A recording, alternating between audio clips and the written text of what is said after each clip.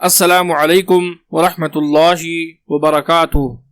قیامت کے دن 4 چیزوں کا حساب۔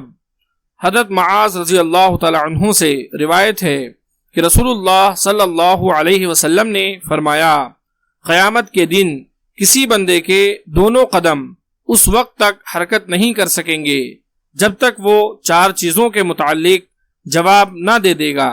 نمبر 1، عمر کے متعلق کہ اس نے اسے کہاں فنا کیا۔ نمبر 2، اس کی جوانی کے بارے میں کہ اس نے اسے کہاں بوسیدہ کیا۔